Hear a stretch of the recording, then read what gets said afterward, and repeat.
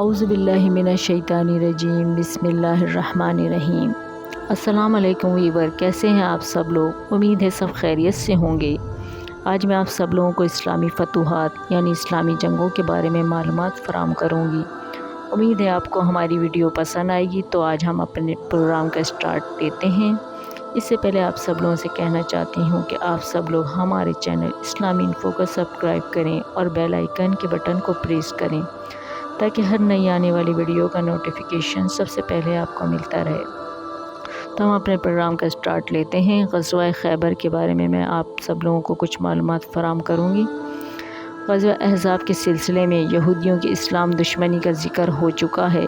شکست کھانے کے بعد بھی وہ اپنی شرارتوں اور سازشوں سے باز نہیں آئے تھے۔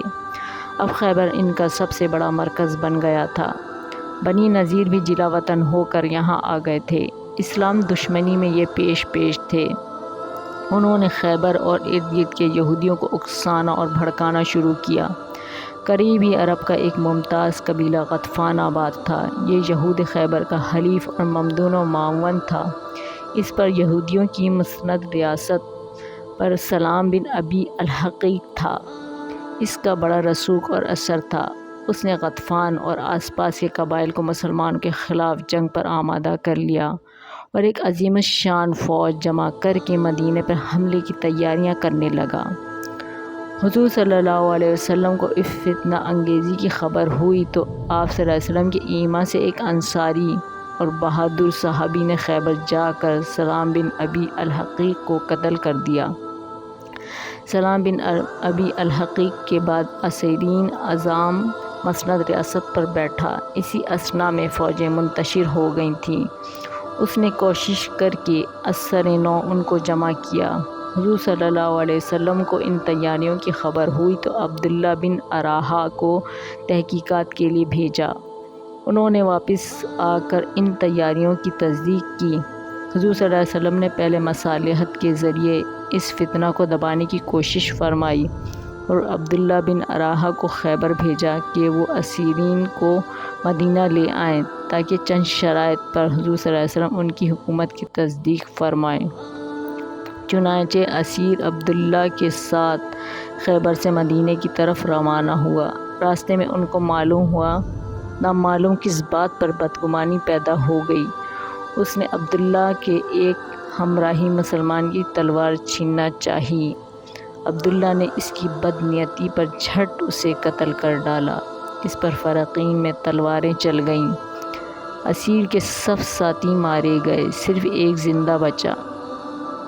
یہودی جنگ کی تیاریاں تو پہلے سے ہی کر رہے تھے۔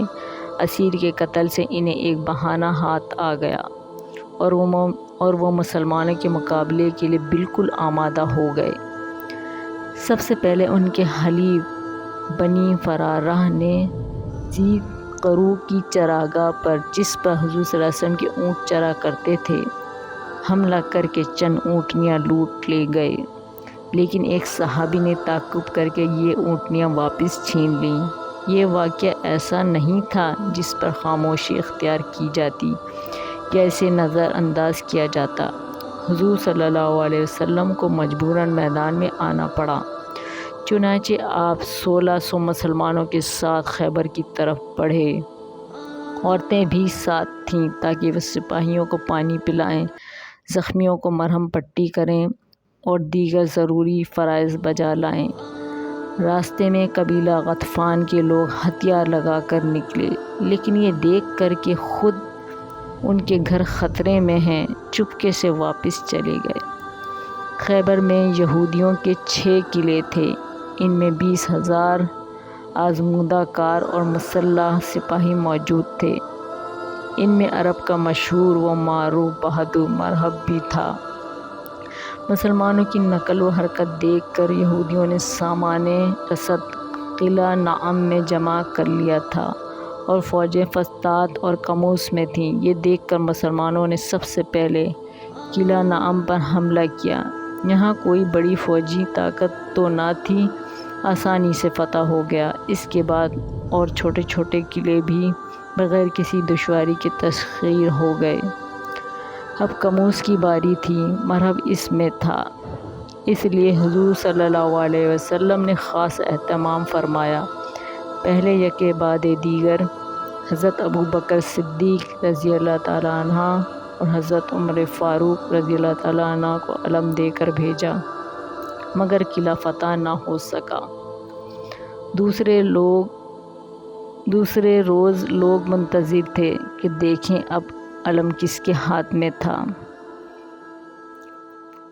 حضور صلی اللہ علیہ وسلم نے حضرت علی رضی اللہ عنہ کو طلب فرمایا اور علم مرحمت فرماتے ہوئے ارشاد کیا، یہ قلعہ تمہارے ہاتھوں فتح ہوگا۔ حضرت علی رضی اللہ تعالیٰ عنہ علم اسلامی لیے ہوئے بڑھے تو مرحب رجس پڑتا ہوا مقابلے کے لیے نکلا۔